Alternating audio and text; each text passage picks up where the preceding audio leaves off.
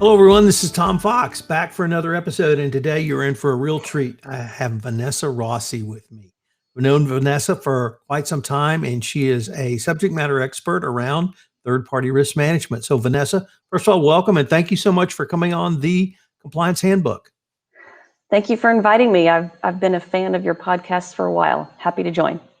So, Vanessa, could you tell us a little bit about your professional background? I sure can. So, Tom, like a lot of compliance attorneys and compliance professionals my age, I did not start off in compliance. I had a unique route, in fact. Out of law school, I started as a family lawyer and then went into insurance defense. And one of my corporate clients at that firm brought me into their company, which led me to corporate America. And over 16 years, I was at two different Fortune 500 companies. At one of those companies, I got to start their first centralized compliance program and anti-bribery program. And at the second company, I was able to manage a mature compliance and third-party program, including living through an acquisition, which was very interesting professionally. And I'm glad I had that opportunity. And then to round it all out, my route took me to the Q4 2019, I started my own compliance practice. So I've had the privilege of also starting a new compliance program, but I was wondering if you could tell us kind of what your experience was, the challenges that you faced coming from, the law side of things, and how did you design, create, and then implement a compliance program? So fortunately, at my first company, I was reporting to a very talented vice president of enterprise risk management, sort of a beginning title for chief compliance officer. And that company implemented a very comprehensive enterprise risk management program first before they dove into centralizing corporate compliance. So I developed that program with the team under that umbrella. And that at that time frame, which would have been 2010 to 2014, we were not unlike a lot of companies where there was a lot of regulatory compliance going on at the company by very good subject matter experts. But if you remember the term we were all using at the time, which was the siloed programs. And so the corporate compliance program we sought to develop was to give a more holistic approach to the compliance that was already going on at the company. And this involved gathering the data and the statistics and the mitigation tasks that were already being done by the different departments, putting in a cadence of common reporting formats, and then doing a risk assessment so that we could prioritize which compliance challenges to tackle first. And we did the heat map exercise so that we made sure we put our time and our efforts where the risk was the highest. And then at that same company where I first dove into corporate compliance, I was able to start the first anti-bribery program at that company. And I really enjoyed that. And that started from identifying third parties to training employees for the first time on what the FCPA was, which we were all kind of in the same boat. I remember the first time I was given FCPA under my remit, first I went back to my office and Googled FCPA and then read the statute. And then I turned it into a career. But I really enjoyed developing an anti-bribery program from scratch. It wasn't easy, but I did enjoy it. And I've often been asked what was my favorite thing in developing a program like that. And really, we did the risk ranking with the weighted factors, some of the typical ones you're used to seeing, like country, type of third party, and revenue brought in, and then risk ranking the third parties. And that was really fun to undertake.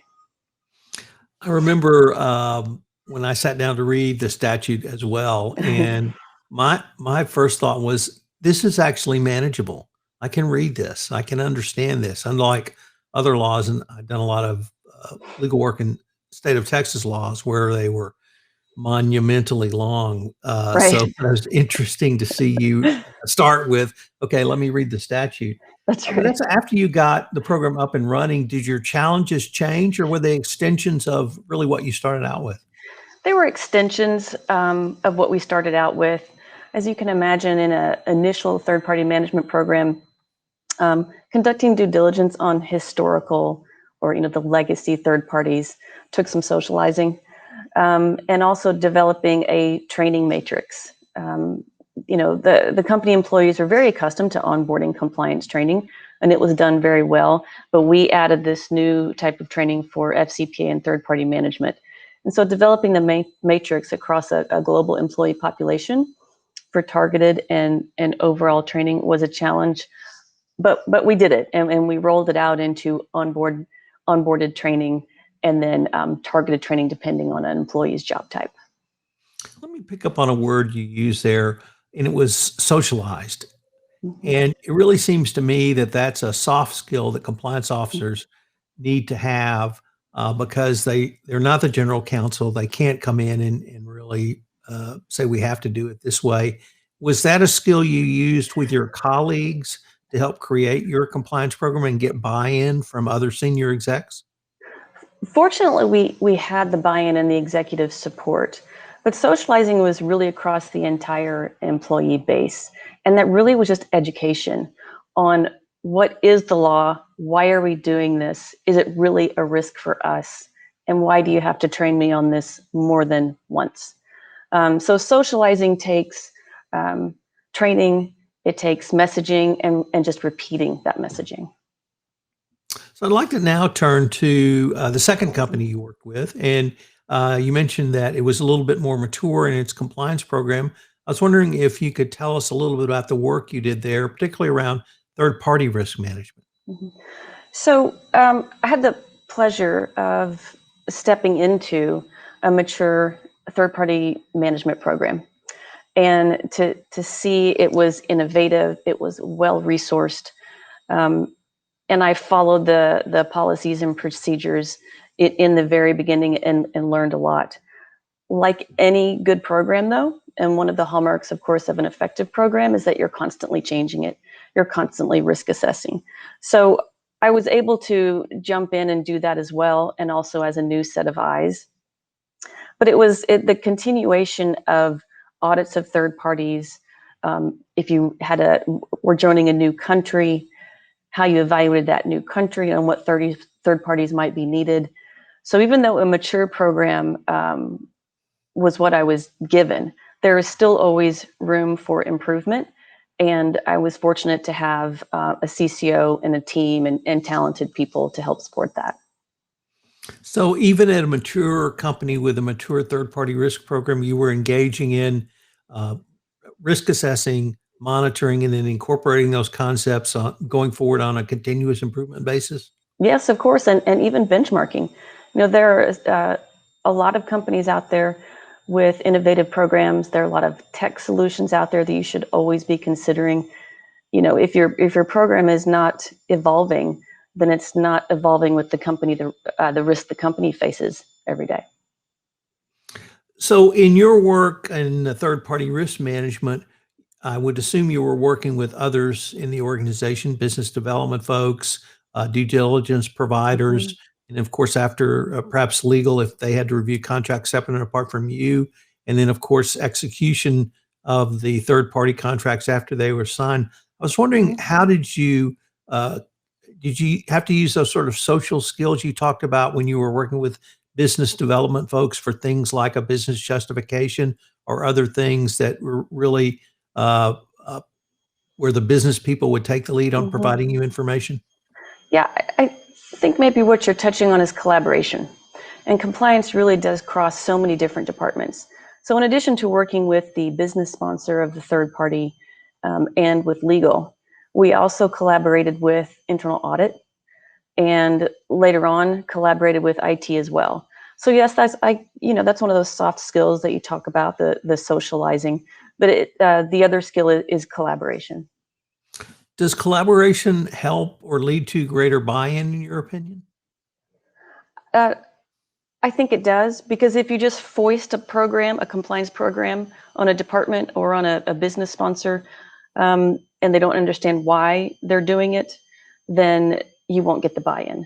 But if you discuss with all stakeholders why an initiative needs to be undertaken, then you'll have the buy-in. And this can be from why do we need to audit this third party we've had for 25 years to why do we need to change training when we've been doing the same training for many, many years, or we're implementing new technology software. If you want buy-in, then talk to the stakeholders. In the software example, talk to the stakeholders who are going to be using it every day. I think one of the most ubiquitous terms in compliance is due diligence, and I would hope that most of our colleagues know what that is, but I still get questions about what level of due diligence is required, and then how do I assess it? Can you walk us through your decision-making process on how you would decide for a level of due diligence? And then what would happen if a red flag appeared? How would you think through clearing it? So the level of due diligence can't be done ad hoc, especially if you've got global third parties, numerous third parties. You have to already have a framework in place on what level of due diligence needs to be done. You need to already have a risk ranking framework. And, it's a lot of the common elements of country, the type of third party, the revenue they bring in, the interaction they have with government officials to dictate your level of due diligence. If you try to do it ad hoc, you won't be making consistent decisions, and your due diligence process has to be consistent. And then when due diligence would come in, if a red flag appeared, how would you think through working through that issue? Mhm. Um, when you identify a red flag, whether compliance identifies it or the business sponsor or you hear about it externally, depending on the type of red flag, you may need to halt the business transaction in process. So will depend, of course, on the severity of the red flag. And compliance needs to have that autonomy and the power and the comfort level to say this red flag causes us to pause this transaction, or this red flag needs to cause us to pause onboarding so we can do a deeper dive. Could you tell us a little bit about the ongoing monitoring and ongoing auditing process after the contract signed, and why you think those are critical in the lifecycle management of a third-party risk management program? Certainly. Well, first, make sure you have the audit clause in your third-party contracts. And those audit clauses should be fairly broad. They should allow you to audit the third parties upon your discretion and, of course, upon a triggering event. And then exercise that audit clause. For your high-risk third parties, you should be having a periodic schedule of audits that you need to conduct. And then for ongoing monitoring, that can sound really intimidating, but there really are a lot of tasks you can undertake to continuously monitor your third parties after the onboarding and after the initial due diligence. Just to name a few examples, there is subsequent due diligence, maybe after 2 or 3 years or 5 years, depending on the risk of the third party. There is the continuous sanctions screening that can be done behind the scenes. There's also tracking your sales agent commissions and your distributor discounts, ensuring that they're always aligned with what the percentage said in the contract and always being paid to the place where the contract says they should be paid.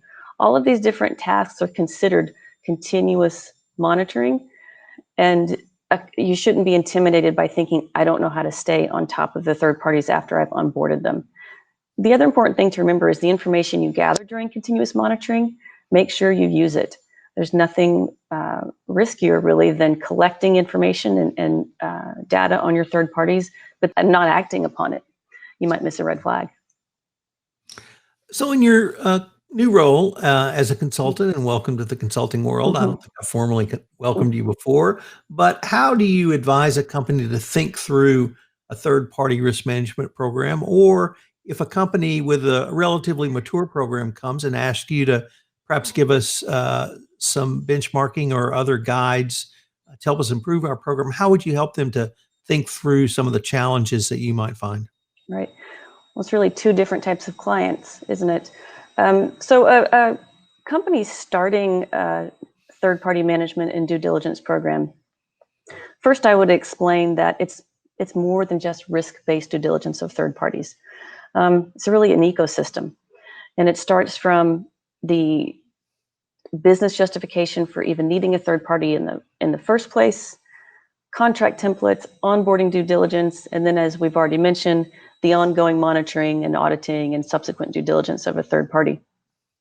So to embark upon that is something you shouldn't have to do alone, and you don't have to. There are law firms, consulting firms, comtech, software, and also the guidance. The DOJ is still the benchmark guidance. The evaluation of corporate compliance programs is just one of them. The FCPA guide, of course.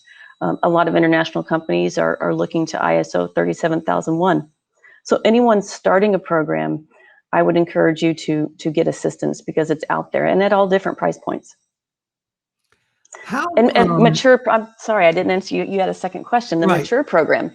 So, for program enhancements of a mature program, you really should follow the risk. People in fraud will tell you follow the money. Well, when you're looking to see how do I enhance my compliance program, follow the risk. Nobody can take on their entire compliance program and decide they're just going to improve every element. That just can't be done. You don't have the time or the resources. So if you look at your past company risk assessment overall, that might help you dictate what to tackle first. It could be something as very distinct as distributors in a particular risky region. I need to improve that program first, to implementing new software. It could also entail following up on audit findings. But if you follow that risk and make sure you're enhancing an element of your program that is posing the most risk, you'll be more successful.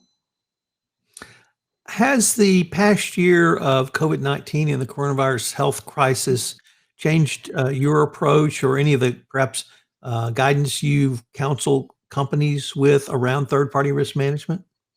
Of course, it has, like for everyone. And Tom, I know you have your pulse on new regulations and the enforcement of third-party management and FCPA risk. And the last I looked, I don't think the DOJ, the SEC, or the Serious Fraud Office have added a pandemic defense. So my advice to clients is you can't take your eye off the third-party management ball. You've got to continue with your due diligence procedures.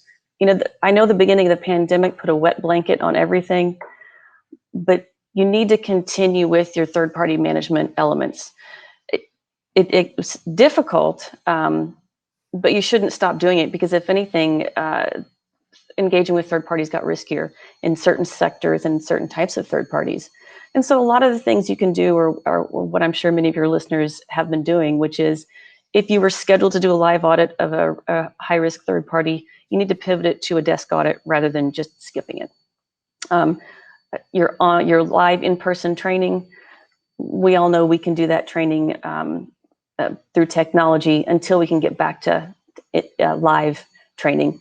And then, your rock star investigator who could hop on a plane and do an investigation in another country, we can do that again next year, hopefully. So, but continue with if a finding comes up, and do the best you can with a desk audit, seek other providers in that country, and don't stop doing all the elements of your due diligence during this time. Vanessa, I started in the FCPA world a little bit before you, and in 2007, the biggest risks were third parties. When you started around 2010, the biggest risks were third parties. Yes. When you moved to a more mature program, the biggest risks were third parties. As we Yes. record this podcast in now Q2 of 2021, the biggest risks are still third parties. Yeah. But I wanted to not really dwell on the past, but ask you to think about, or ask you if you could tell us what do companies need to think about going into maybe 2025 or even further about third-party risk management. Mm-hmm. So you're right, the risks haven't changed. The enforcements are still mostly related to a company's third parties. What I see changing now and beyond is the technology support behind third-party management. The elements and hallmarks of due diligence and a third-party risk management are somewhat commoditized. The best practices, we're very familiar with them. But now with new software, now with data analytics, you can make better decisions. You can make better compliance decisions on your overall program and for third-party risk. And Tom, you have always said for years, what's the most important thing about a compliance program? and third-party management is document, document, document. Well, to continue with that alliteration, that the new motto is data, data, data. I mean, have you seen a blog, a podcast, or been to a virtual conference where that hasn't been topic number one? And I think it's this data that is going to continue that will elevate third-party management programs, because you can make better decisions with the data. And the kind of data is really broad. As I mentioned before, it can be sales agent, commission tracking, distributor discounts, gifts, travel, and entertainment. If you have quality data on your third parties, you can make a better compliance decision. You could say third-party management and even compliance itself, it's an art and a science. The art is a CEO who can maintain a speak-up culture, or an investigator who can navigate through a sticky, sensitive investigation. But if we can incorporate the data that companies already have, and use software or technology that helps us harness and interpret the data, then that brings in a scientific element to third-party management and compliance programs. Not unlike a scientific conclusion that is made upon data points and a high volume of data points, that can be done with third-party management too. You can make a better decision if you have quality, accurate data. Could you tell us, just give us a few words about the compliance consulting offerings that you have available now? Certainly. Well, it's really almost anything you can think of related to FCPA due diligence and third-party management.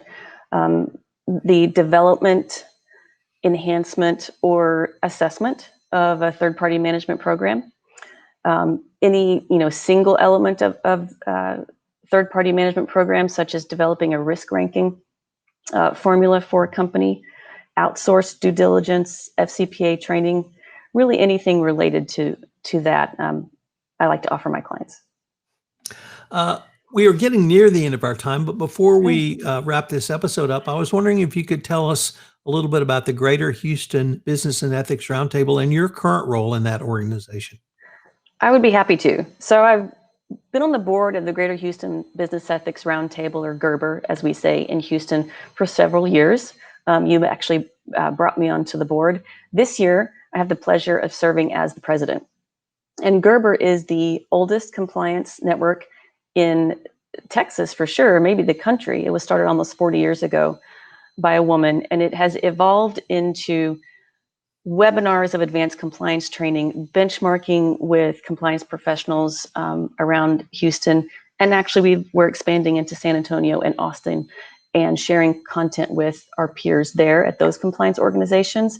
And GERBR also fosters and supports the compliance profession through education. And we offer 5 different scholarships around universities in Houston for students wanting to start a compliance career. Thank you for asking. Yeah, unfortunately, now we are at the end of our time, but I was wondering if our listeners wanted any more information on the topics you've raised, or to get in touch with you, how could they do so? The fastest, easiest way is LinkedIn. Well, Vanessa, I wanted to thank you for coming on the podcast. I've wanted to have you for some time, and I'm sure your thoughts on third-party risk management will really help a lot of people. So thank you. Thank you, Tom. And thank you for your continuing platform to the compliance voice. I think you were one of the first, if not the first, and far-reaching platform for compliance professionals, and it's appreciated.